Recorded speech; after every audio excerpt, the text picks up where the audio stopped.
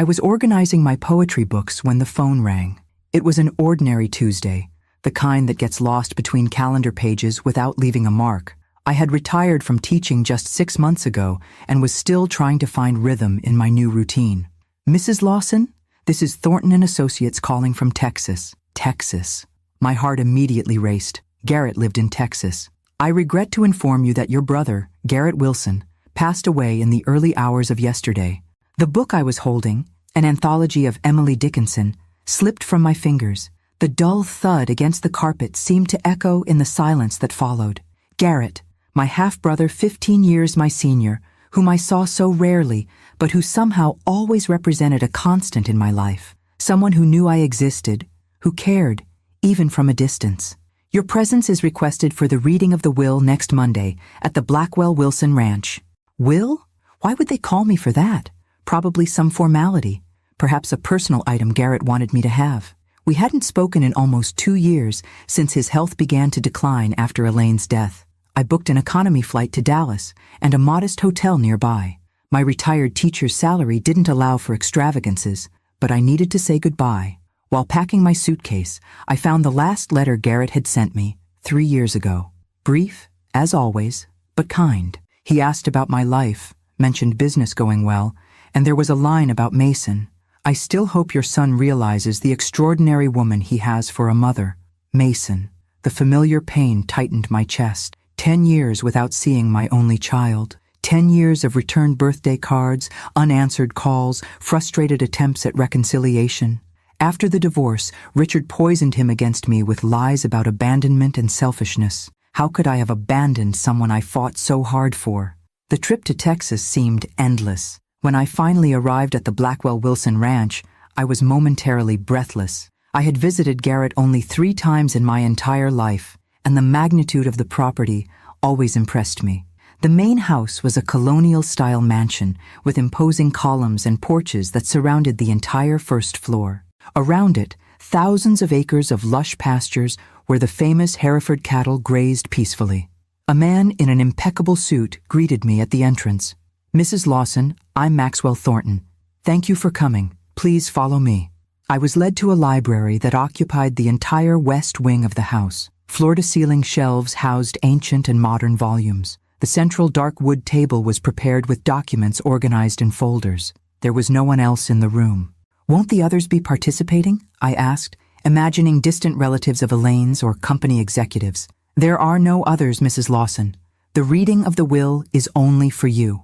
Confused, I sat in the indicated chair. Thornton adjusted his glasses and began to read the official document in a solemn tone. The first lines were legal formalities that I barely registered until a phrase cut through the air like lightning. "I leave the entirety of my assets, including the Blackwell Wilson Ranch, all 500 head of cattle, investments, and bank accounts worth approximately $12 million, to my sister, Audrey Lawson." My entire body froze. Had I heard correctly? "There must be some mistake," I whispered. Thornton smiled gently and pushed the will in my direction, pointing to the paragraph in question. There it was, in black and white, my name. "There is no mistake, Mrs. Lawson. Your brother was very clear. There is also a personal letter for you." With trembling hands, I opened the envelope he handed me. Garrett's strong, slanted handwriting filled the page. "Dear Audrey, if you're reading this, I've left this world. Elaine and I never had children to leave our legacy to, and you are the only true family I have left. Over the years, I've observed how you maintained your integrity even in the most difficult times. You never sought me out for personal gain, even when I know you went through financial difficulties after your divorce. This inheritance is not just a gift, it's a recognition of your character. Use it wisely, live well, and if possible, continue the charitable work that Elaine and I began. With love, your brother Garrett." Tears blurred my vision. Suddenly, I was no longer a retired teacher with a limited budget, but the owner of one of the most important ranches in Texas, and a fortune I never dreamed of possessing. "What do I do now?" I asked, more to myself than to Thornton. "Now, Mrs. Lawson," he replied with a slight smile, "you begin your new life." The news of Garrett's will spread through the county like wildfire. By the time of the funeral 2 days later, the small church was filled not only with genuine mourners, but also with curious onlookers eager to glimpse the unknown sister who had suddenly inherited the Blackwell-Wilson empire. I stood alone in the front pew, accepting condolences from people I'd never met, each whispering how Garrett had spoken highly of me. Had he? The brother I remembered was reserved, kind but distant. The idea that he had discussed me with these strangers seemed almost surreal. After the service, Thornton hosted a reception at the ranch. I found myself in Garrett's study, now my study, staring at photographs of him and Elaine, their smiling faces at charity galas, on horseback, at cattle auctions, a life I knew nothing about. Mrs. Lawson? A tall man with silver hair appeared at the doorway. Joseph Martinez, head of security. I worked for your brother for 20 years. Please call me Audrey, I said automatically, still uncomfortable with the formality. Mr. Wilson instructed me to give you this after the funeral. He handed me a small tablet. It's access to the ranch's security system. He wanted you to feel safe here. I thanked him, wondering why I would need a security system on a remote ranch. Little did I know how prescient Garrett's concerns would prove to be. That evening, as guests gradually departed, I retreated to the master bedroom, another space that felt like an intrusion into someone else's life. The king-sized bed with its handcrafted headboard dwarfed me. I was about to change into my nightgown when a commotion downstairs caught my attention. Voices, one raised, insistent, one I hadn't heard in over a decade but would recognize anywhere. Mason. My heart hammered against my ribs as I hurried downstairs. There he was, my son, standing in the grand foyer. Older, his dark hair now threaded with silver at the temples, but unmistakably the boy I'd raised, the boy who had chosen his father over me and then disappeared from my life completely. Mom. His voice had deepened over the years. His eyes, so like mine, assessed me quickly before scanning the opulent surroundings. I came as soon as I heard about Uncle Garrett. Uncle Garrett, a man he'd met perhaps twice in his life, suddenly an uncle. Mason, I managed, my voice steadier than I felt. This is unexpected. He stepped forward, arms awkwardly opening for an embrace that felt more performed than genuine. I know it's been a while. I should have reached out sooner. A while. 10 years of silence reduced to a while. How did you hear about Garrett? I asked, genuinely curious. It's all over the news. Unknown schoolteacher inherits Blackwell-Wilson fortune. Your picture's even in the Dallas Morning News. His laugh sounded forced. Quite the surprise. Before I could respond, he continued, his voice taking on a concerned tone that didn't quite reach his eyes. Look at this place, Mom. It's enormous.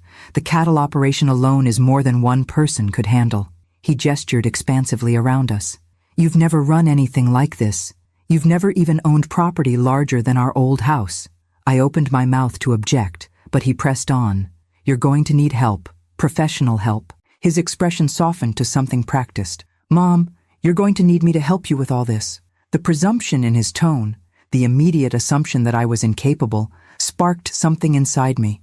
Before I could respond, he delivered his coup de grace. You won't be able to handle this all alone. Now you're going to need me to help you. The way he said it, not an offer but a declaration, as if I should be grateful for his sudden appearance after a decade of rejection, made my spine stiffen. That's very considerate, Mason, I began carefully. He was already talking over me, mentioning how he could take the burden off my hands and suggesting I might be more comfortable in a smaller place in town while he managed things here. I was about to respond when I noticed Thornton and Martinez had appeared silently in the doorway behind Mason. Their expressions were neutral, professional, but their presence reminded me of something Thornton had mentioned earlier. There were additional provisions in Garrett's will that we hadn't yet discussed. Mason, I said, finding unexpected strength in my voice. Before we discuss any arrangements, I need to finish reviewing the full terms of Garrett's will with Mr. Thornton. As if on cue, Thornton stepped forward, his leather portfolio in hand. Mrs. Lawson is correct. There are several specific conditions in the will that require immediate attention. Mason turned, noticing the two men for the first time. And you are? Maxwell Thornton, Mr. Wilson's attorney. And this is Joseph Martinez, head of security. The word security caused a flicker in Mason's expression, something between surprise and wariness. "Perhaps," Thornton continued smoothly, "we should all sit down in the library and review these conditions together, since they directly address family involvement in the estate." As Mason took 2 instinctive steps backward, I realized this homecoming was about to take a turn neither of us had anticipated. The library felt smaller with the 4 of us inside. Mason sat across from me, his confidence visibly diminishing as Thornton methodically arranged documents on the polished table. Martinez stood by the door, his presence quietly authoritative. "Mrs. Lawson, as we discussed earlier, you are the sole heir to your brother's estate," Thornton began, his voice measured. "However, Mr. Wilson included several specific conditions that activate should any family members who have been absent suddenly express interest in the inheritance." Mason shifted uncomfortably. I couldn't help but notice how his eyes kept darting around the room, assessing everything with an appraiser's calculation. "What kind of conditions?" I asked, though part of me already suspected the answer. Thornton opened a sealed envelope and extracted several pages. "First, Mrs. Lawson retains complete control over all assets. No property, funds, or business interests can be transferred to any family member, particularly those with whom she has had limited contact in recent years, without a minimum 2-year probationary period." The implication hung in the air. Mason's jaw tightened almost imperceptibly. "During this period," Thornton continued, "any family member wishing to participate in the management of the estate must demonstrate genuine commitment to both the business and to Mrs. Lawson's well-being, as determined solely by Mrs. Lawson herself." He paused, letting the words sink in. "Furthermore, Mr. Wilson appointed 2 trusted managers who will report directly to Mrs. Lawson while she learns the business operations. They have been with the ranch for over 15 years and are explicitly instructed to prevent any hasty changes in management." Mason's face had paled slightly. "These seem like unusual restrictions for a family inheritance, Mr. Wilson was unusually perceptive," Thornton replied without missing a beat. "He believed strongly in protecting his sister's interests." Martinez cleared his throat softly. "I should also mention that per Mr. Wilson's instructions, the entire property has been equipped with comprehensive security systems, including audio and video monitoring in all common areas." The implication was clear. Everything being said right now was being recorded. Mason stared at Martinez, then at me, clearly recalibrating whatever approach he had planned. He took 2 distinct steps backward, his body language shifting from presumptive to defensive. "I'm just trying to help my mother," he said, his voice strained with forced sincerity. "After all, we're family." "Family," I repeated softly, the word weighted with a decade of unanswered calls and returned birthday cards. Thornton extracted one final document from his portfolio. "There is one more element you should be aware of, Mrs. Lawson. Your brother commissioned a comprehensive background report on all potential interested parties following his diagnosis. This information is confidential, but he instructed me to inform you that it exists and contains significant details that would be relevant should anyone contest the will's conditions." I watched as the color drained completely from Mason's face. Whatever was in that report, whatever Garrett had discovered about my son's life during our years of estrangement, was clearly something Mason didn't want revealed. "That won't be necessary," Mason said quickly. "I have no intention of contesting anything." For the first time since he'd arrived, I truly looked at my son, not through the lens of maternal longing or past hurt, but with clear eyes, the designer watch that seemed too expensive for someone between jobs, the practiced charm that never quite reached his eyes, the immediate pivot to financial concerns rather than genuine connection after 10 years apart. What had Richard taught our son during those formative years after our divorce? What values had shaped the man standing before me now?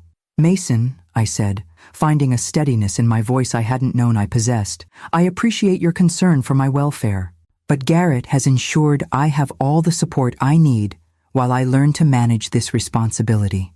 I stood up, surprising myself with my next words. "If you genuinely want to reconnect after all these years, I would welcome that, as mother and son, not as business partners or financial advisors." The challenge hung between us. For a moment, something flashed across his face, perhaps a glimmer of the boy I'd raised, the child who once brought me wildflowers, just because, but it vanished quickly, replaced by careful calculation. "Of course," he said finally. Family first. Always. The hollowness of the statement echoed in the book-lined room. Thornton and Martinez exchanged a glance I couldn't quite interpret. "Where are you staying, Mason?" I asked, suddenly exhausted by the emotional whiplash of the day. "I haven't arranged anything yet. I came straight from the airport." Of course he had. No hotel reservation, because he'd assumed he would simply move into the ranch house, into Garrett's empire, into my inheritance. "There's a guest house on the property," I offered, surprising myself with the suggestion. "You're welcome to stay there while you're in town." Hope flickered across his features, quickly masked by casual acceptance. "That would be great. Thanks." As Martinez led Mason out to show him to the guest house, Thornton remained behind with me. "Your brother anticipated this scenario with remarkable accuracy," he observed quietly. I sank back into my chair, the weight of the day finally catching up with me.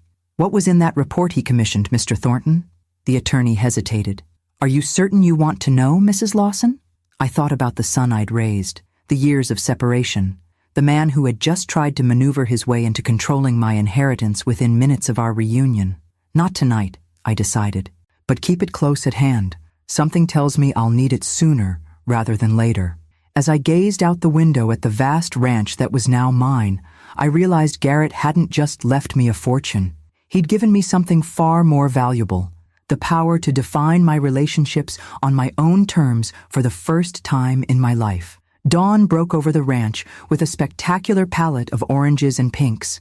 I'd barely slept, my mind racing with too many revelations to process. Standing on the sprawling porch with a cup of coffee warming my hands, I watched as ranch hands moved efficiently between outbuildings, beginning their day's work. My day's work, my ranch, my responsibility. A truck approached, dust billowing behind it. An older woman with salt and pepper hair pulled into a practical braid stepped out, her weathered face breaking into a smile when she spotted me. "Mrs. Lawson, I'm Eleanor Winters, ranch manager. Thought I'd come introduce myself before the morning gets away from us." Her handshake was firm, her eyes direct. I liked her immediately. "Please, call me Audrey. I'm still adjusting to all this." "Understandable. Garrett spoke highly of you, though he kept pretty quiet about his plans." She gestured toward the expansive property. "I've been running operations here for 15 years. Whenever you're ready for the grand tour, just say the word." Before I could respond, the guest house door opened and Mason emerged. Even from a distance, I could see the calculation in his posture as he assessed Eleanor. "My son," I explained as he approached. "He arrived yesterday." Eleanor's expression remained neutral, but something knowing flickered in her eyes. "Mr. Wilson mentioned a nephew might appear." Of course he had. Garrett had anticipated everything. Mason joined us, charm turned to maximum as he introduced himself to Eleanor. I watched their interaction with new awareness, noting how he peppered her with questions about the ranch operations, cattle prices, and property values. Not once did he ask about Garrett himself, the man whose funeral had ostensibly brought him here. "I have extensive business experience," Mason was saying. "I'd be happy to review the ranch finances, give a fresh perspective." Eleanor's smile remained polite but cool. "The quarterly audit was just completed last month. Everything's in order, but thank you for the offer." After Eleanor excused herself to continue her morning rounds, Mason turned to me, his expression earnest. "Mom, I've been thinking about what you said last night, about reconnecting as family." Hope flickered briefly in my chest. Had my words reached him after all? "I realize I've been absent too long," he continued. "There's so much to catch up on. Maybe we could start with you showing me around? I'd love to understand what Uncle Garrett built here." It seemed like a reasonable request, a son wanting to understand his mother's new world, yet something in his too eager tone gave me pause. "I'd like that," I said carefully, though I'm still learning everything myself. As we walked the property, I shared what little I knew about the operations. Mason listened intently, occasionally suggesting improvements or modernizations that might maximize returns. Each suggestion subtly positioned him as a potential decision-maker, a natural successor to leadership. We approached a small, modern building set apart from the others. "Garrett's private office," I explained, recalling Martinez's brief property overview. "Thornton mentioned he kept his most important documents here." Mason's interest visibly sharpened. "We should probably review those, make sure everything's in order." "Thornton and the ranch attorneys have already handled that," I replied, remembering the attorney's assurances that all legal matters were being thoroughly processed. Still, as family, we should have our own understanding of things. Mason stepped toward the building, then frowned at the keypad lock on the door. Do you have the code? I shook my head. Martinez said he'd provide access once the initial legal review is complete. Frustration briefly clouded Mason's features before he masked it with a shrug. No rush, we have time. Later that afternoon, I retreated to Garrett's, my study, to gather my thoughts. The enormity of my new situation was beginning to sink in. Not just the wealth and property, but the responsibility. Dozens of employees depended on the ranch for their livelihoods. The Blackwell-Wilson name carried weight in the community, supporting local businesses and charities. While searching for a notepad, I discovered a leather-bound journal in the desk drawer. Opening it revealed Garrett's distinctive handwriting, a personal diary spanning the last 5 years of his life. My first instinct was to close it, respecting his privacy, but a glimpse of my own name caught my eye. Spoke with the investigator about Audrey's son today. Read an entry from 2 years ago. The report confirms my suspicions. 3 failed businesses, each ending with investors losing everything while he walked away unscathed. Currently involved in a property scheme targeting elderly homeowners in Florida. Richard taught him well, it seems. The same charm, the same absence of conscience. My hands trembled as I continued reading. Garrett had been monitoring Mason for years, concerned that my son might someday try to take advantage of me. The diary detailed a pattern of behavior that made my blood run cold. Financial manipulations, broken promises, even a short-lived marriage to a wealthy widow 40 years his senior. Audrey deserves to know the truth, Garrett had written, but revealing it would only cause her pain. Better to protect her with the will's conditions and hope she discovers his true nature herself. She's stronger than she knows. A soft noise at the doorway made me look up. Mason stood there, watching me with an unreadable expression. Finding anything interesting? He asked, his casual tone belied by the intensity of his gaze. I closed the journal, sliding it back into the drawer, just trying to understand Garrett's filing system. He stepped into the room, eyes scanning the space with that same assessing look I was beginning to recognize. Mom, I've been thinking. This place is overwhelming for someone not used to wealth. Maybe you should consider selling and investing the proceeds. I know some excellent financial advisors in Miami. Miami, where, according to Garrett's journal, Mason had left a string of questionable business dealings. I'm not considering selling, I said firmly. Garrett and Elaine built this legacy, and I intend to honor it. Something hardened in Mason's expression. That's the emotional decision, not a practical one. This place requires expertise to manage properly. Expertise I have access to through Eleanor and the team Garrett assembled, I countered, a new resolve strengthening my voice. I may be new to ranching, but I'm not new to learning, Mason. I taught for 30 years.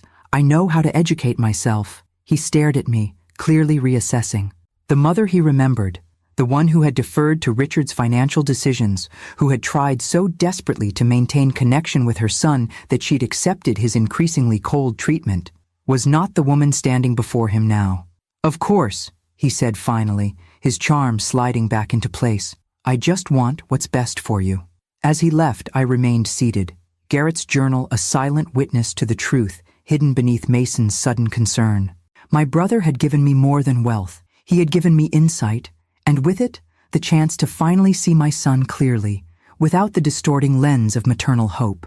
The question was, what would I do with this painful knowledge? A week passed, settling into an uneasy rhythm.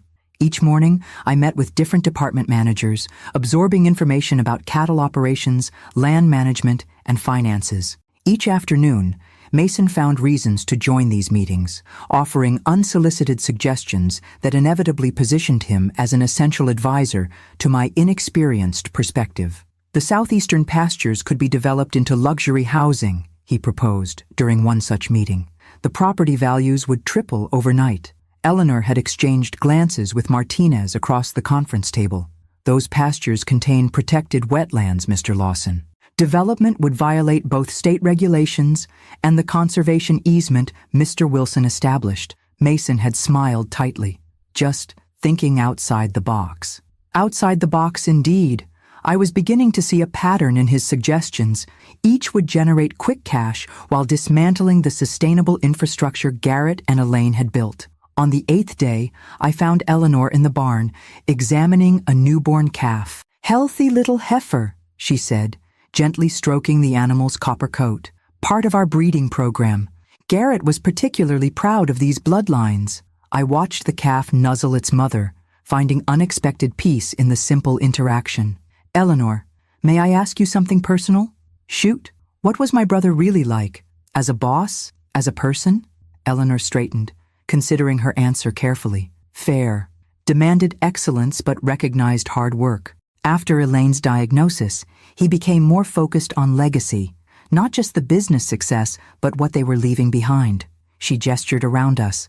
"This ranch employs 67 people full-time, supports their families. The Blackwell-Wilson Foundation funds the county hospital, scholarships for local kids, the food bank." My throat tightened with unexpected emotion.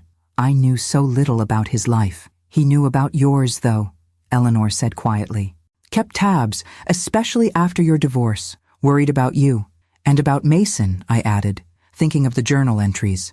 Eleanor's expression confirmed my suspicion. "Mr. Wilson was concerned about certain influences in your son's life." Before I could press further, my phone chimed with a text from Thornton. "Need to speak with you privately. Coming to the ranch at 3 p.m.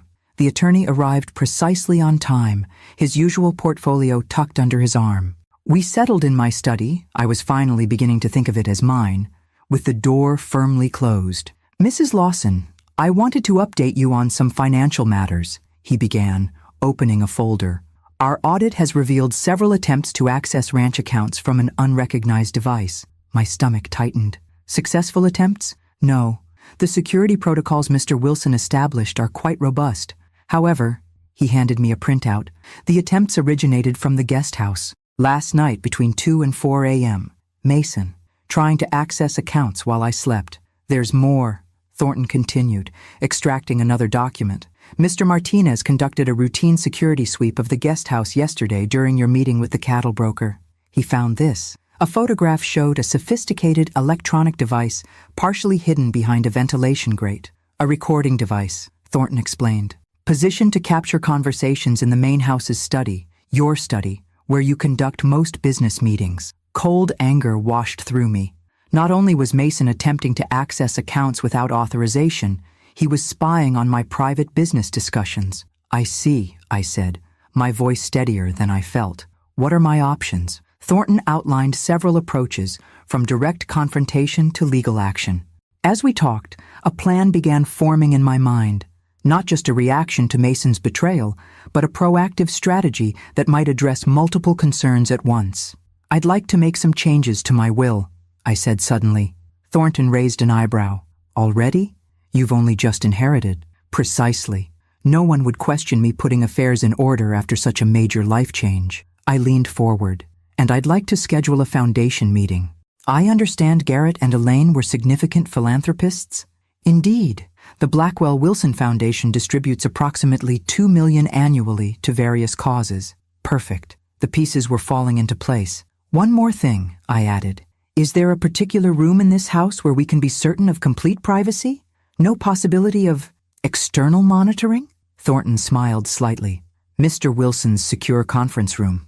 Regularly swept for devices. Martinez can arrange access." The next morning, I invited Mason to join me for breakfast on the veranda. He arrived looking pleased with himself, clearly interpreting the invitation as progress in his campaign to establish himself as my essential advisor.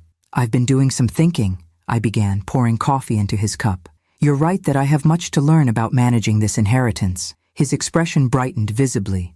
"I'm glad you're seeing things clearly, Mom. I only want to help." "I know," I said, forcing warmth into my smile. "That's why I've scheduled a meeting with the foundation board tomorrow. I thought you might accompany me, see that side of Garrett's legacy." "The charity work?" He couldn't quite hide his lack of enthusiasm. "Sure, if you think it's important." "Very important." Apparently, Garrett was deeply involved in community support. I took a sip of coffee, watching him over the rim. "I'm also updating my will. Seems prudent, given the circumstances." That caught his attention. His eyes sharpened instantly. "Sensible precaution. I'd be happy to recommend some estate planners I know. Thornton is handling it. The preliminary draft should be ready for review tomorrow. I could almost see the calculations running behind his eyes, the foundation meeting, the will review, the implications of both for his access to the fortune he coveted.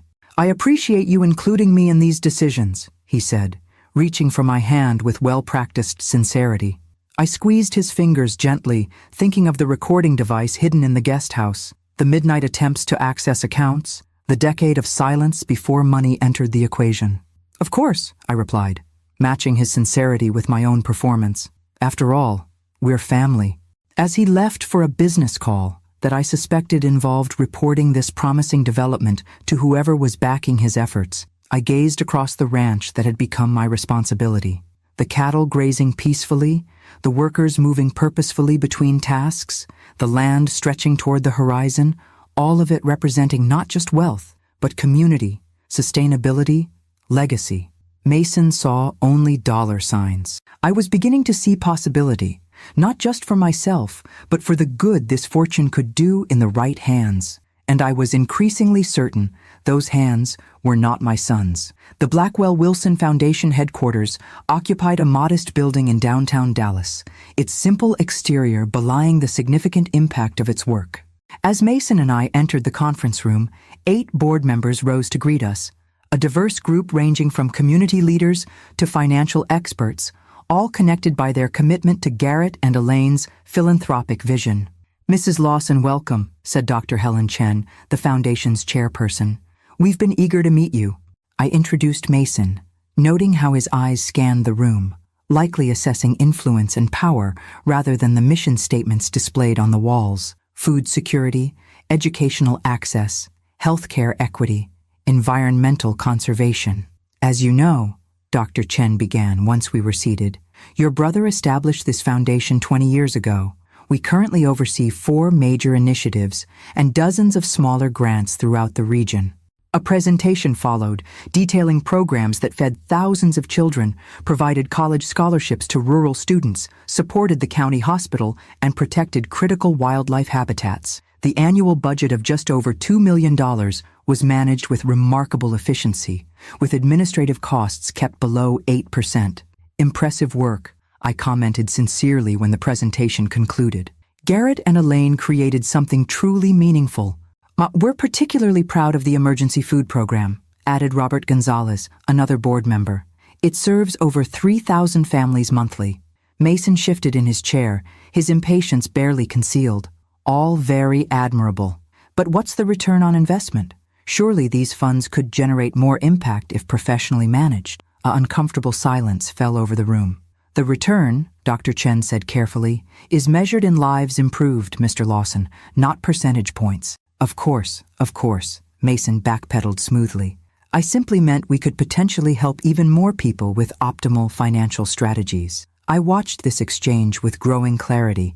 The foundation's work, feeding hungry children, supporting education, protecting the environment, held no intrinsic value to Mason. He saw only resources that could be redirected, optimized, controlled. "Actually," I said, "I've been considering increasing the foundation's annual budget." Mason's head snapped toward me. The board members straightened in their chairs. "Garrett and Elaine were clearly passionate about this work," I continued. "I'd like to honor that by expanding our impact, particularly in the food security program." "That's very generous," Dr. Chen managed, clearly surprised. "An increased budget would allow us to reach several underserved communities we've identified. Let's discuss specific proposals at our next meeting," I suggested. For today, I'd appreciate the board's insight on another matter. I outlined a new initiative I'd been contemplating, a sustainable agriculture training program for low-income residents, teaching skills while producing food for the community. The idea had formed during my conversations with Eleanor about the ranch's farming operations, combining education with practical impact. The board's enthusiasm was immediate and genuine. Ideas flowed freely, partnerships with local schools, internship opportunities, potential locations. Throughout this discussion, Mason remained conspicuously silent. His earlier engagement evaporated now that money was flowing outward rather than inward. As the meeting concluded, Dr. Chen pulled me aside. "Your brother would be proud," she said quietly. He always hoped the foundation would grow under new leadership. I'm still learning, I admitted. But this feels right. Mason remained unusually quiet during our drive back to the ranch. When he finally spoke, his voice carried a carefully measured tone. That was quite a commitment you made. Increasing the foundation budget will significantly impact the estate's liquidity. The ranch generates substantial annual income, I pointed out. According to the financial reports, Garrett consistently directed a portion to philanthropy while still growing the core business. But that was Garrett's decision. You're not obligated to continue his charitable interests at the expense of other priorities. The unspoken other priorities hung between us. His priorities, his plans for wealth that had never been his to control. Back at the ranch, Thornton was waiting with the preliminary will I had requested. Mason's demeanor instantly shifted from brooding to attentive as we gathered in the secure conference room, the one place I could be certain our conversation wasn't being recorded by whatever devices he might have planted. This is just a first draft, Thornton explained, distributing folders. We can make adjustments as needed. I watched Mason from the corner of my eye as he scanned the document. His expression remained neutral until he reached the distribution of assets section. Then his fingers tightened almost imperceptibly on the paper. 50% to the Blackwell-Wilson Foundation, he read aloud, unable to completely mask his dismay, for the expansion of existing programs and development of the new agricultural initiative, I confirmed. The remaining assets would be divided between a trust for long-term ranch operations and personal bequests. Mason flipped to the personal bequests section, scanning quickly for his name. Finding it, he relaxed marginally until he processed the details. A conditional bequest, Mason repeated, his voice strained. Subject to demonstration of genuine commitment to the ranch operations and charitable mission, as determined by an independent panel?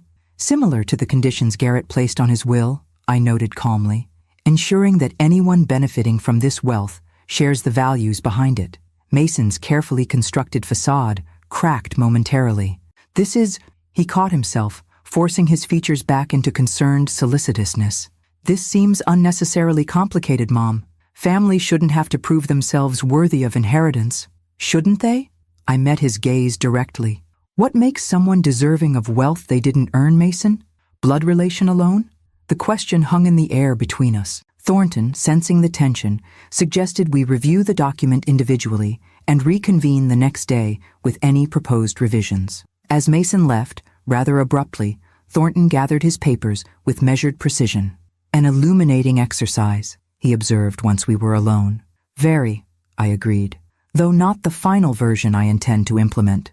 The attorney raised an eyebrow, but didn't press for details. Mrs. Lawson, if I may be so bold, you've handled this situation with remarkable composure. Many in your position would be overwhelmed. I considered his words, surprised to realize their truth. Somehow, amid the whirlwind of inheritance, reunion, and betrayal, I had found an unexpected steadiness, a clarity of purpose I hadn't experienced in years. Teaching high school science for 3 decades prepares you for many things, Mr. Thornton, including recognizing when someone is failing a test. The storm broke just after midnight. Not just the thunderstorm that had been building across the Texas sky all evening, but the confrontation that had been brewing since Mason's arrival. I was awakened by Martinez's urgent knock. Mrs. Lawson, there's a situation you should be aware of. In the security office, Martinez showed me live footage from cameras I hadn't known existed. Mason, clearly intoxicated, was attempting to access Garrett's private office. The keypad lock repeatedly flashed red as he tried various combinations. Should I intervene? Martinez asked. Not yet, I decided, watching my son's increasingly frustrated attempts. But stay close. I pulled on a robe and made my way downstairs, rain lashing against the windows as thunder rolled across the property.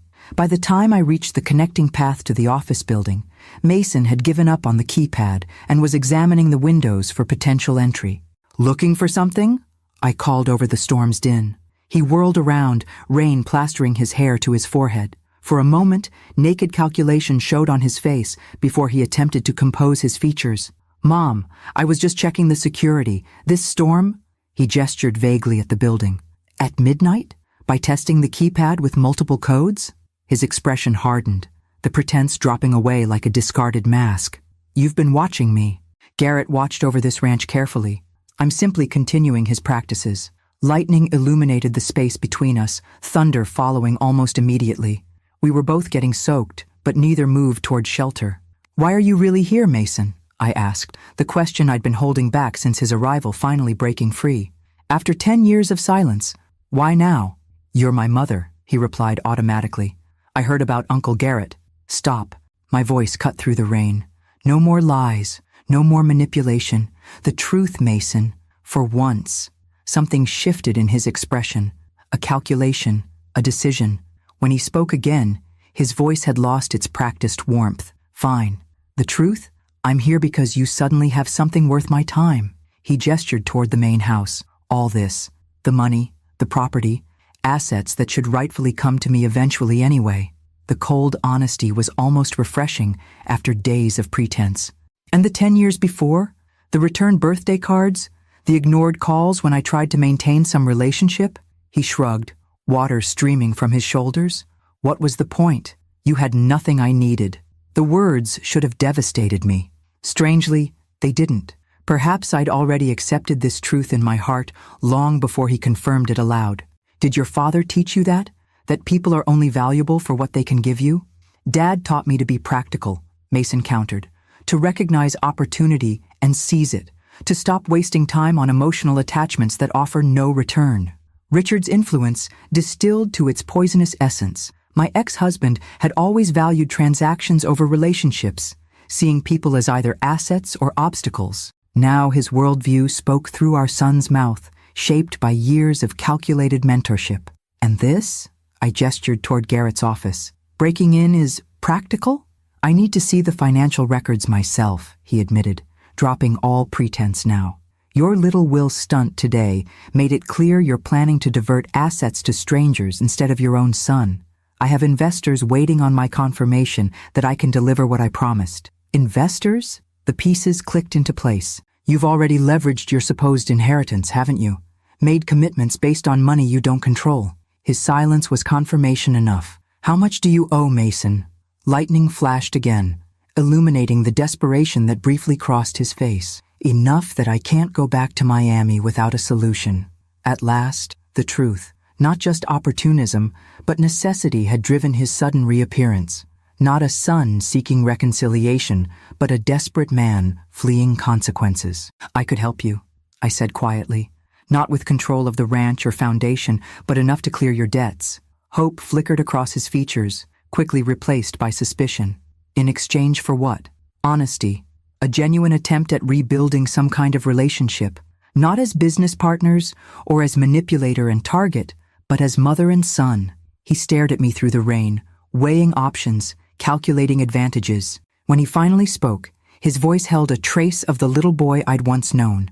Uncertain. Unguarded. I don't know how to do that anymore. Neither do I admitted. But we could try. For a moment, something like genuine emotion crossed his face. Then the mask slipped back into place, his expression hardening.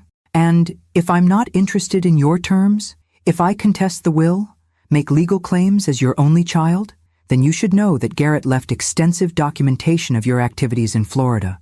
The investment schemes, the elderly victims, all of it. I hadn't wanted to use this leverage, but he'd left me no choice. Martinez has already provided copies to the relevant authorities as a precaution. Mason went completely still. You're bluffing. Am I? Your father taught you practicality. My brother taught me protection. I softened my tone. It doesn't have to end this way, Mason. We have choices. The rain continued to fall between us, years of distance condensed into feet of storm-swept darkness. When he finally responded, his voice was cold with finality. You've changed. Yes, I acknowledged. I have. He turned without another word, stalking back toward the guest house. I watched him go, the weight of maternal grief balanced against the certainty that I had finally seen my son clearly, without illusion or desperate hope coloring my perception. Martinez materialized from the shadows. Are you all right, Mrs. Lawson? No, I admitted, but I will be. In the morning, the guest house was empty. Mason had left some time before dawn, taking only what he had brought with him. No note, no goodbye, just absence, the state that had defined our relationship for a decade. Thornton called mid-afternoon. Airport security confirms he boarded a flight to Miami. Do you want us to monitor his movements further? No, I decided. He's made his choice. As I hung up, I found myself standing before the portrait of Garrett and Elaine that hung in the main hallway. Their expressions were serious but kind, their hands clasped together in quiet solidarity. I understand now, I told their painted faces, why you left everything to me, not just because I was family, but because you knew I would protect what matters. Outside, the ranch continued its rhythms, cattle being moved between pastures, equipment being repaired, life flowing onward. My life now, with all its unexpected responsibilities and possibilities. The son who had returned for wealth had departed when faced with the cost of genuine connection. The pain of that reality would linger, but it no longer defined me. Instead, I found myself looking forward, considering not what I had lost, but what I might build with the legacy I'd been entrusted. A legacy that extended far beyond bank accounts and property deeds to the lives touched by the foundation, the community supported by the ranch, the potential for good that wealth properly managed could achieve. I picked up the phone and dialed Dr. Chen's number. About that agricultural training program we discussed, I began. I'd like to move forward immediately. The first step of many in a journey I never expected, but was increasingly ready to embrace. 3 months passed with the relentless rhythm of ranch life marking time. Cattle rotations, equipment maintenance, endless paperwork that somehow translated into the thriving operation around me. I had traded my small apartment in Kansas for this sprawling property, my quiet retirement for days filled with decisions and learning. The strangest part was how natural it had begun to feel. The North Pasture irrigation system needs upgrading, Eleanor informed me during our morning meeting. The estimate came in at $85,000. 3 months ago, such a sum would have seemed astronomical. Now I simply nodded, reviewing the proposal with newly trained eyes. The water conservation features justify the cost. Let's proceed. Eleanor smiled approvingly. Garrett would have made the same call. Such comparisons no longer intimidated me. I was not trying to be Garrett, could never be Garrett, but I was growing into the responsibility he had entrusted to me, finding my own approach while honoring the foundation he had built. After approving the irrigation project, I turned my attention to the day's main event. The Blackwell-Wilson Agricultural Training Center was having its official groundbreaking ceremony, the first major initiative I had spearheaded as foundation chair. The 5-acre property on the ranch's eastern edge had been transformed from unused land into the beginnings of a teaching facility. Phase 1 included classrooms, demonstration gardens, and a small processing facility where participants would learn to grow, harvest, and prepare nutritious food while gaining marketable skills. As I drove to the site, I thought about the journey of the past 3 months. Mason's departure had left a wound, one that might never fully heal, but also a clarity that had propelled me forward. Without the distraction of his manipulations, I had immersed myself in understanding both the business and philanthropic aspects of my inheritance. The ceremony site was already busy when I arrived. Foundation board members, local officials, media representatives, and most importantly, the first cohort of program participants. 20 people ranging from teenagers to seniors, all from underserved communities, all eager for the opportunity this program represented. Dr. Chen greeted me warmly. Ready for your first official foundation speech? As ready as I'll ever be, I admitted, reviewing my notes one final time. When the time came, I approached the podium with unexpected steadiness. The faces before me, expectant, hopeful, curious, reminded me of my classroom days. This was just another form of teaching, another way to create opportunity. Thank you all for coming today, I began. When my brother Garrett left me this responsibility, I had no idea what to do with it. I was a retired school teacher suddenly in charge of a ranching empire and a significant foundation. To say I was overwhelmed would be an understatement. A knowing chuckle rippled through the audience. But as I learned about the work Garrett and Elaine had done, not just building wealth, but using it to strengthen this community, I began to understand the true value of this inheritance. Not the dollars in accounts or acres of land, but the potential to create meaningful change. I gestured toward the training center site, where construction equipment stood ready. This center represents that potential. By combining education with practical skills and food production, we address multiple needs simultaneously. Participants gain valuable training and certification. The community gains locally grown food for schools and food banks. And together, we build a more resilient local economy. The speech continued, outlining the program's specifics and acknowledging the many partners who had helped bring the vision to reality. As I spoke, I noticed a figure at the back of the gathering, a man in a police uniform watching intently. Something about him seemed vaguely familiar, though I couldn't place why. After the ceremonial turning of dirt with golden shovels, I mingled with guests, answering questions about the program and the Foundation's future plans. The uniformed man approached eventually, removing his hat as he drew near. "Mrs. Lawson? Sheriff Michael Dawson. We haven't formally met, but I worked with your brother on several community initiatives." Up close, I realized why he had seemed familiar. Something in his bearing reminded me of Garrett, that same quiet authority. "Sheriff Dawson, thank you for coming today." "Impressive project," he said, gesturing toward the construction site. "Though I'm not surprised. Garrett always spoke highly of you, said you had a teacher's heart for seeing potential where others missed it." The comment caught me off guard. He said that, even though we saw each other so rarely? Distance doesn't always mean disconnect, Mrs. Lawson. He kept tabs on your teaching awards, your students' success stories, quite proud of his little sister, though he wasn't one to show sentiment openly. Something warm unfurled in my chest, the realization that while I had been living my modest life in Kansas, my brother had been watching from afar, seeing value in my work that had nothing to do with financial success. "I wish I'd known him better," I admitted. "You're continuing his legacy in your own way," the sheriff observed. "That's a form of knowing." After the ceremony concluded, I returned to the main house, my mind still processing the sheriff's revelations. In my study, truly mine now, reorganized to reflect my own preferences, I found myself opening Garrett's journal again.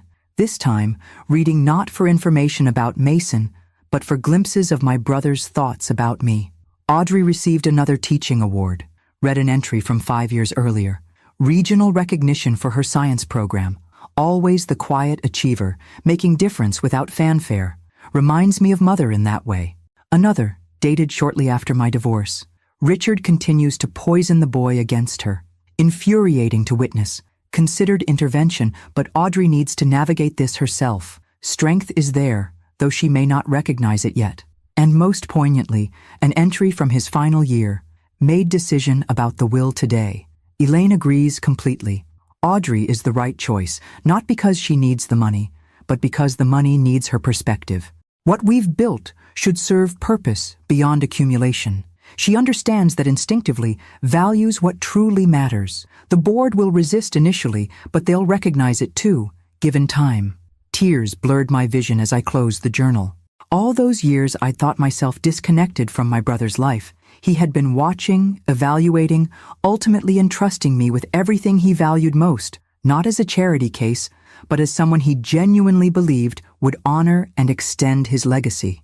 The realization shifted something fundamental in how I viewed my role here, not as an accidental heiress struggling to manage an unexpected burden, but as the deliberately chosen steward of something precious, chosen specifically for qualities I possessed but had never fully valued in myself. That evening, I sat on the ranch house porch, watching sunset paint the sky in brilliant oranges and pinks.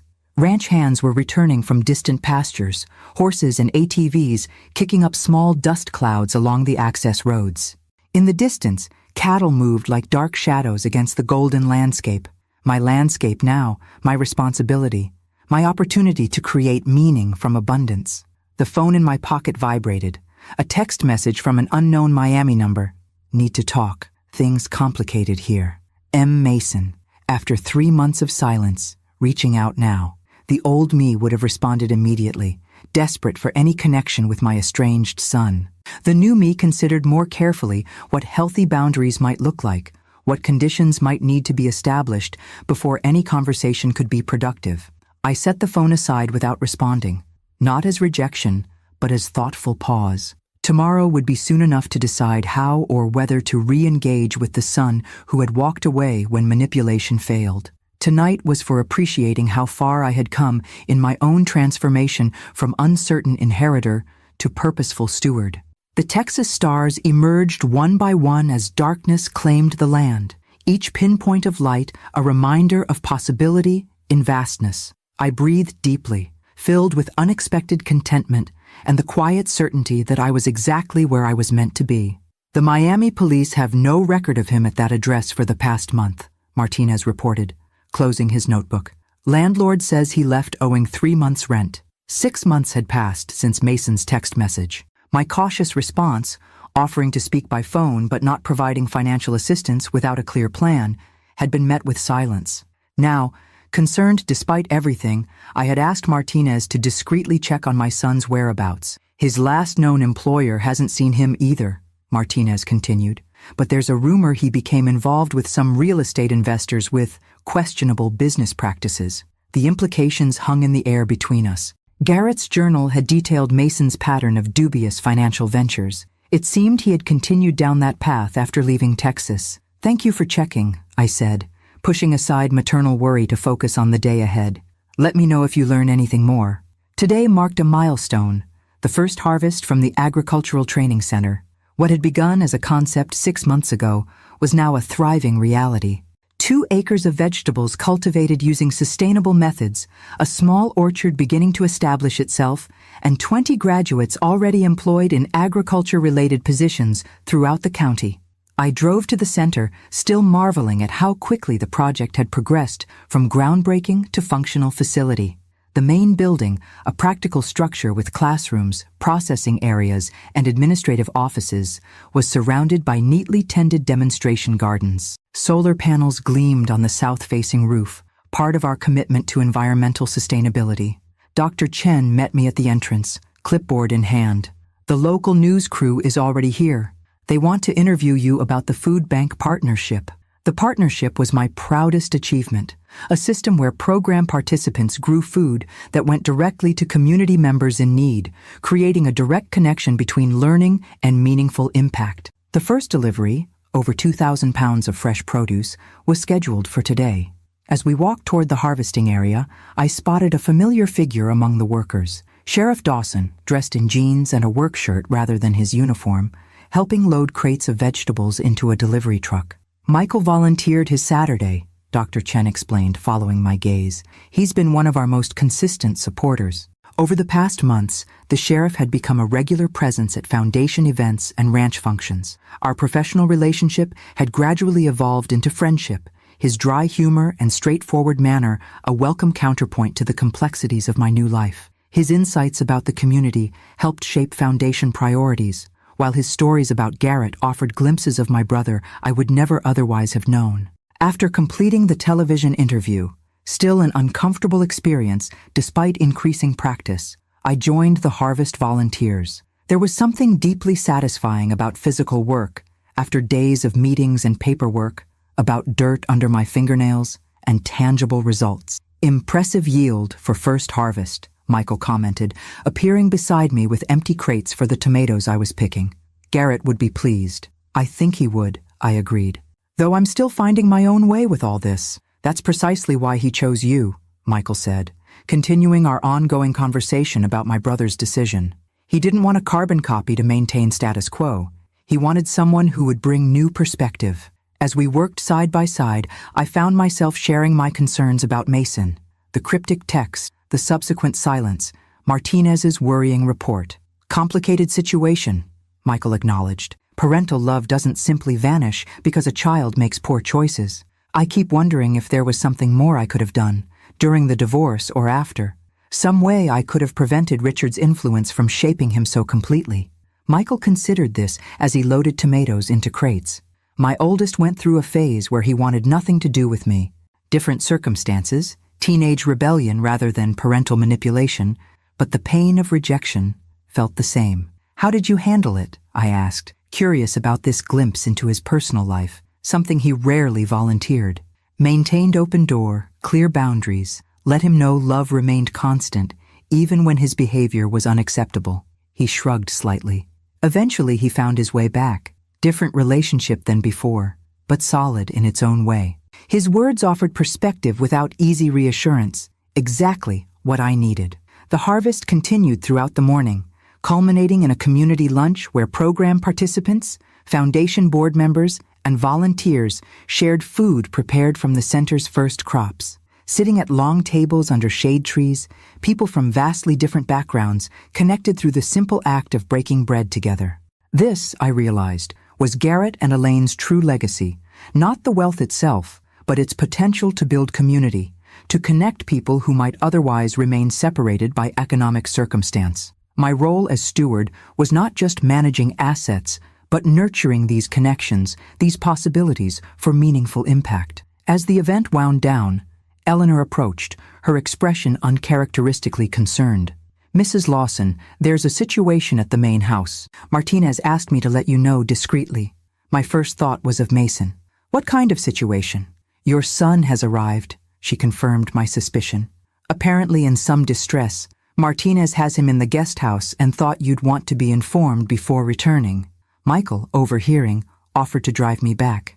"I can stay or go, whatever you prefer," he added, his tone making it clear the choice was entirely mine. "Stay," I decided. I might need the perspective. The drive back to the main property was tense with anticipation. Mason's unexpected appearance after months of silence, described as in distress, suggested trouble rather than reconciliation. Martinez met us at the main house, his professional demeanor firmly in place. "Mr. Lawson arrived approximately 40 minutes ago. He appears disheveled, possibly under the influence of substances. He's demanding to see you immediately." "Financial demands?" I asked, mentally preparing myself. He wasn't specific, just insistent about speaking with you alone. I exchanged glances with Michael, whose subtle nod conveyed both support and caution. "I'll see him in the library," I decided. "Martinez, please remain nearby. Sheriff Dawson will accompany me initially." The man waiting in the library barely resembled the confident manipulator who had arrived 9 months earlier. Mason's expensive clothes had been replaced by wrinkled khakis and a stained polo shirt. His hair was unkempt, his face gaunt with dark circles shadowing bloodshot eyes. "Mom." His voice cracked slightly on the word. "Finally." "Mason." I kept my tone neutral, assessing. "This is Sheriff Dawson, a friend of the family." Mason's gaze darted to Michael, then back to me, calculation visible even through his apparent distress. "I need to speak with you, privately." "Sheriff Dawson will stay for now," I replied firmly. "What brings you back to Texas?" A series of emotions crossed Mason's face. Frustration at the thwarted private conversation, desperation, then resignation. "I'm in trouble," he finally admitted. "Serious trouble." "Legal trouble?" Michael asked, his tone professional rather than accusatory. Mason hesitated, then nodded. "The investment group I was working with in Miami. There are investigations, securities fraud allegations. I didn't know what they were doing, not really, but my name is on documents." The story unfolded in fragments. A scheme involving foreign investors, falsified property valuations, millions in misappropriated funds. Mason claimed peripheral involvement, insisting he was merely the face for client relations, unaware of the fraudulent back-end operations. Whether this limited culpability was truth or convenient fiction remained unclear. What was evident was his desperation. "They're looking for scapegoats," he concluded. "And with my history, previous ventures that ended problematically, previous victims," I corrected gently but firmly. He flinched but didn't argue the point. "I need help, legal representation, somewhere to stay while this gets sorted out. Not 'I've missed you,' or 'I'm sorry for how I left,' or any acknowledgement of our last painful encounter. Just need, presented with the expectation that maternal obligation would override all previous betrayals." Michael remained silent, his presence a grounding force as I considered my response. The son before me was in genuine trouble. That much was clear. But his approach remained transactional, viewing me primarily as a resource rather than a person with legitimate feelings and boundaries. "I'll need to consider what help I can appropriately offer," I said finally. "You can stay in the guest house tonight while I consult with the ranch's legal team." Relief flooded his features. "Thank you. I knew you'd understand." "Understanding and enabling are different things, Mason." I maintained steady eye contact. "Any assistance would come with conditions: complete honesty, accountability, professional counseling to address the patterns that keep leading you to these situations. The relief faltered, replaced by calculation once again. Of course, whatever you think is necessary. As he left with Martinez to return to the guest house, Michael remained silent, waiting until we were alone before speaking. Complicated, he observed simply. Very. I sank into a chair, emotional exhaustion suddenly catching up with me. He's still seeing me as a means to an end, rather than reconnecting as family. True, but he came here rather than disappearing completely. That's something. I considered this perspective. You think there's hope for genuine change? Michael chose his words carefully. I think people can change when properly motivated. Whether his motivation extends beyond immediate self-preservation remains to be seen. His measured assessment reflected my own uncertainties. The mother in me wanted to believe in redemption, in the possibility that this crisis might finally break through the patterns Richard had instilled. The wiser woman I was becoming recognized that true change required more than desperation. It required genuine willingness to do difficult internal work. What would you do? I asked, valuing his perspective. Offer help with accountability attached, clear boundaries, professional support. He smiled slightly. Essentially what you already proposed. The confirmation of my instincts was reassuring. 9 months ago, I might have simply opened my arms and checkbook without conditions, desperate to reclaim any relationship with my son. Now I recognize that such unconditional rescue would only perpetuate the patterns that had brought him to this point.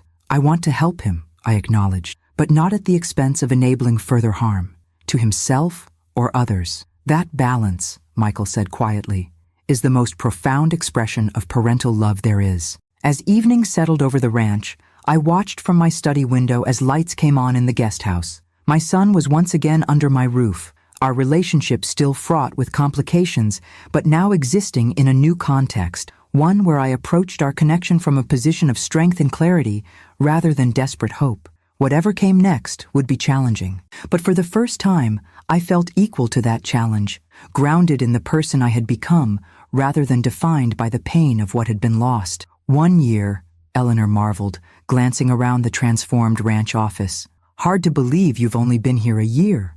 Exactly 12 months had passed since that surreal day in Thornton's office when I'd learned of my inheritance.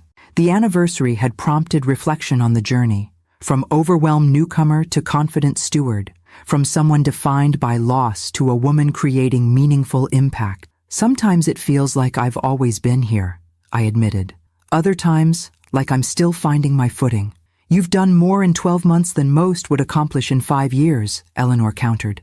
The training center, the expanded foundation programs, the new breeding initiative. She wasn't wrong. The agricultural center now served 60 participants annually, providing skills training while supplying fresh produce to 3 county food banks. The foundation had increased its annual giving by 30% while maintaining responsible fiscal management. The ranch itself continued to thrive under the balanced approach I developed with Eleanor's guidance, honoring tradition while embracing sustainable innovations. But the most significant changes weren't visible on spreadsheets or annual reports. They lived in the growing confidence with which I made decisions, the relationships I'd built within the community, the sense of purpose that infused each day with meaning, and, perhaps most surprisingly, in the cautious rebuilding of connection with my son. Mason's return had indeed marked a turning point, though not the immediate reconciliation either of us might have imagined. The legal troubles he faced were substantial, serious enough that even Thornton's considerable expertise required supplementation from specialists in securities law. I had offered conditional support, legal representation paid through a special trust rather than direct funds, temporary housing in the guest house, and mandatory participation in both financial counseling and psychological therapy to address the patterns that had led to his current situation.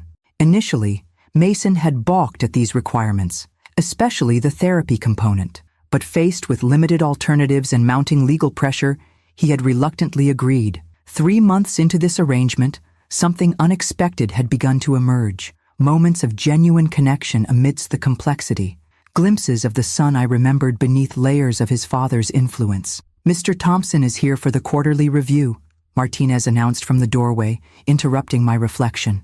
Thornton entered with his customary professional demeanor, though our months of working together had softened the formality between us. Mrs. Lawson, the foundation audit is complete. Exemplary results across all metrics. We settled into reviewing the detailed reports, financial performance, program outcomes, administrative efficiency.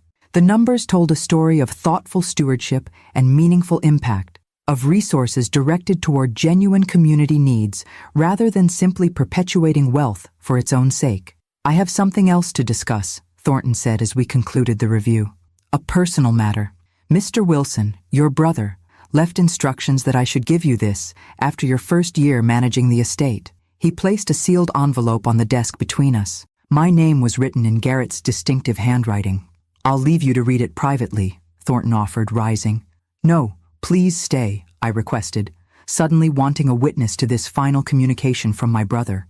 With careful fingers, I broke the seal and unfolded the single page within.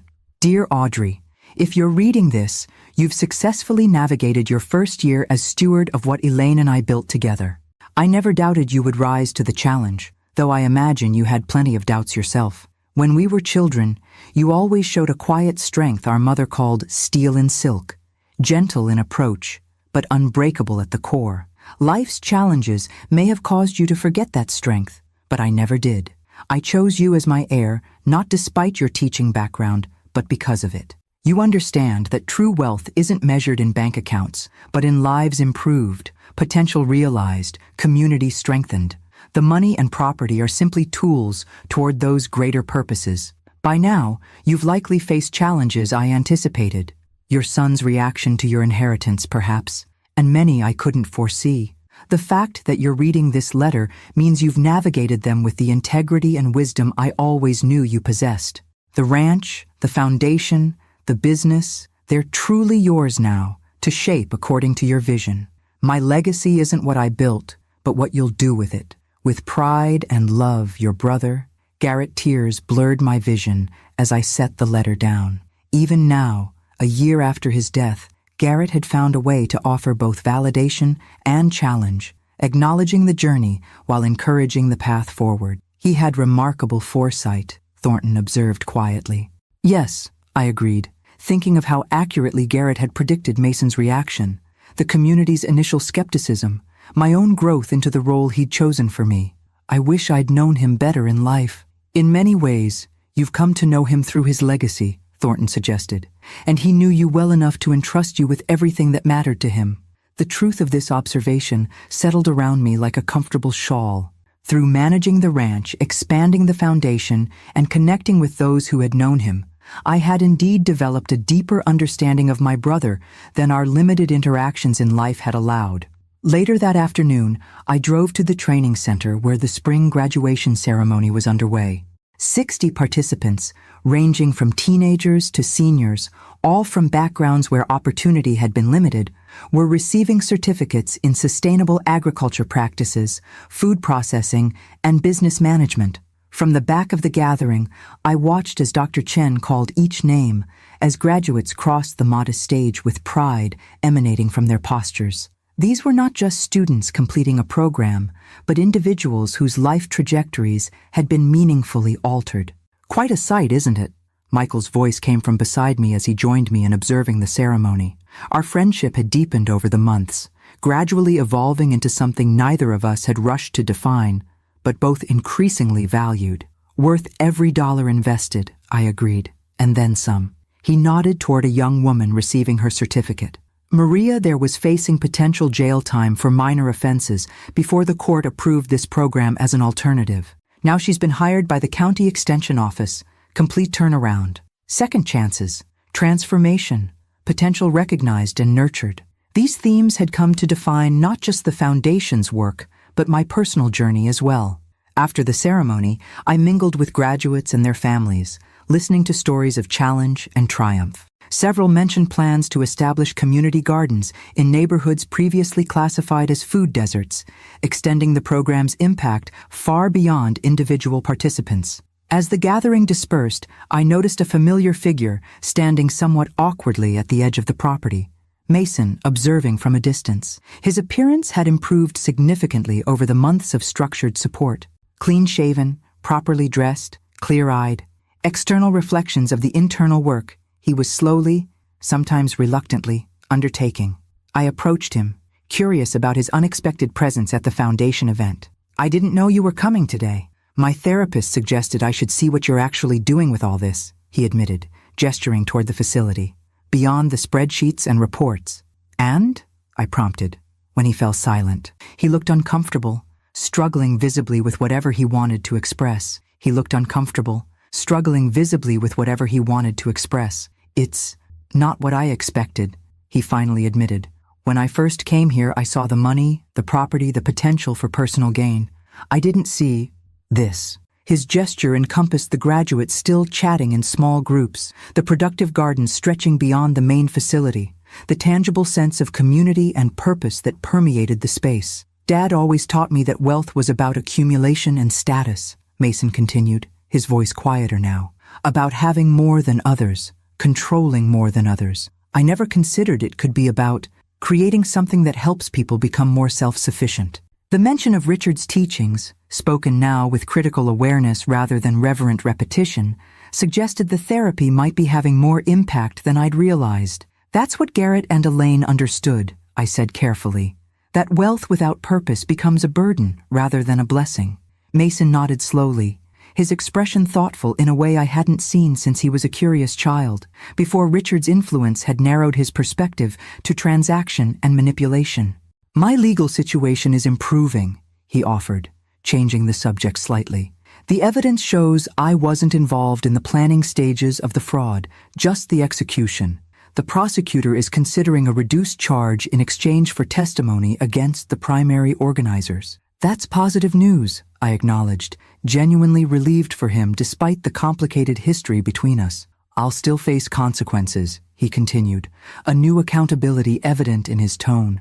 "Probably some kind of probation, financial penalties, restrictions on future business activities, but not prison." The relief in his voice was palpable. For all his bravado during his first visit to the ranch, Mason had been genuinely terrified of incarceration, a fear that had ultimately driven him to accept the therapy and accountability measures I'd required. "What will you do afterward?" I asked, curious about whether he was developing any forward vision beyond crisis management. He hesitated, seeming almost embarrassed. "Actually, I've been talking with the Foundation's financial literacy coordinator. They need people who understand banking and investment structures to develop educational programs for low-income communities, using my knowledge to help people avoid predatory schemes instead of creating them." The irony wasn't lost on either of us. The skills he had previously used for exploitation potentially redirected toward protection and education. Whether this represented genuine transformation or merely pragmatic adaptation remained to be seen, but it was movement in a direction I wouldn't have predicted a year ago. "It would be a probationary position," he added quickly. "Supervised, no access to foundation funds, just a chance to do something constructive while I figure out what comes next." The request hidden within this explanation hung between us, his first approach to involvement that acknowledged his limitations and accepted appropriate boundaries, not demanding control or resources, but offering to contribute within carefully defined parameters. "I'll speak with Dr. Chen about the possibility," I said, neither promising nor dismissing the idea. "The Foundation has strict hiring protocols." "I understand," he nodded, accepting this measured response without the frustration or manipulation tactics he might have employed months earlier. "Thank you for considering it." As we walked together toward the parking area, Mason glanced at me sideways. "That sheriff seems to be around a lot." The observation carried no judgment, just careful curiosity. My relationship with Michael had evolved gradually from professional connection to friendship to something more personal, though we had both moved at a deliberate pace, respecting the significant life transitions each of us was navigating. "Michael has been a good friend," I replied simply. "He knew Garrett well, helps me understand the community better." Mason nodded, seeming to accept this explanation without pressing for details, another small sign of growing respect for boundaries. As we reached our separate vehicles, he paused awkwardly. "Mom, I know sorry doesn't begin to cover everything, but I am sorry for disappearing after the divorce, for showing up just for the money, for trying to manipulate you." The apology, while imperfect, held a genuineness I hadn't heard from him in years, not a tactical maneuver, but a halting step toward accountability. "Thank you for saying that," I acknowledged, neither dismissing the apology nor offering instant absolution. "We have a long road ahead to rebuild trust, but this is a start." He nodded, accepting this measured response as fair. "See you at the ranch later?" "Yes, Eleanor's team is grilling for the staff tonight. You're welcome to join." As I watched him drive away, I reflected on the parallel journeys we were both undertaking. Mine from uncertain inheritor to confident steward. His from manipulator to someone cautiously exploring more constructive possibilities. Neither transformation was complete or guaranteed, but both represented movement towards something healthier than where we had begun. The evening gathering at the ranch house brought together the disparate threads of my new life. Eleanor and the ranch management team, Martinez and the security staff, Dr. Chen and several foundation board members, Michael arriving after his shift ended, and Mason tentatively navigating this community where his previous assumptions about wealth and power held no currency. As twilight settled over the property, I found myself on the main porch with Michael, watching fireflies begin their evening dance over the expansive lawn. "Quite a year," he observed, his shoulder companionably touching mine as we leaned against the railing. "Sometimes, I still expect to wake up back in my Kansas apartment, discover this was all an elaborate dream."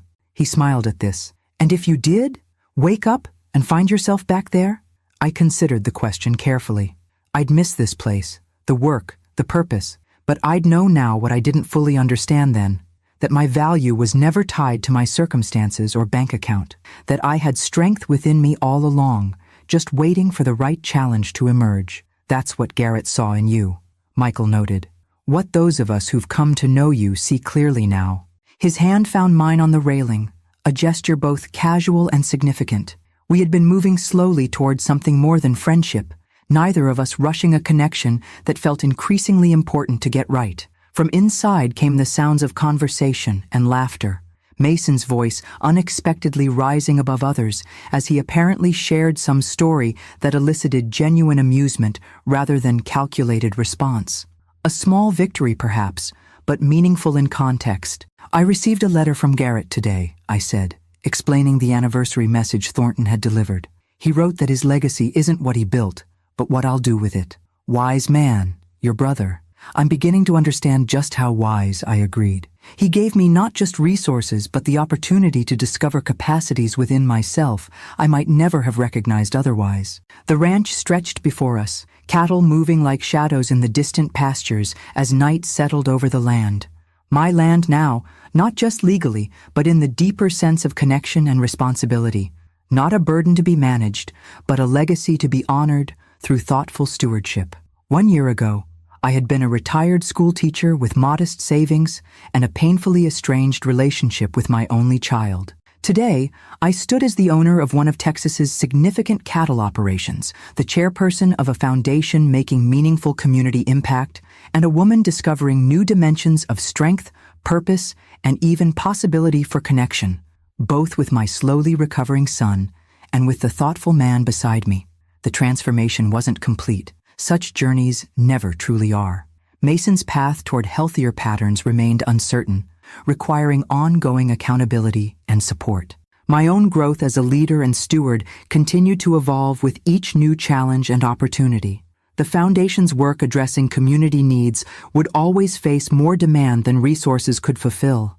But standing on the porch of what was now undeniably my home, watching fireflies illuminate the gathering darkness with their transient, hopeful light, I felt a profound sense of rightness, of being exactly where I was meant to be, doing exactly what I was meant to do. Garrett's final gift hadn't been the cattle or money or property, substantial though they were. It had been the opportunity to discover that I had always possessed the capacity to create meaningful impact, to stand firmly in my own authority, to balance compassion with appropriate boundaries. The wealth was simply the tool. The true inheritance was the chance to become fully myself. As the Texas night deepened around us, stars emerging in constellations I was finally learning to name, I silently thanked my brother for seeing in me what I hadn't yet recognized in myself, and for creating the circumstances where that recognition could finally emerge. "Ready to go back inside?" Michael asked after comfortable silence had stretched between us. Yes, I decided, turning toward the warm light spilling from the house windows. I'm ready.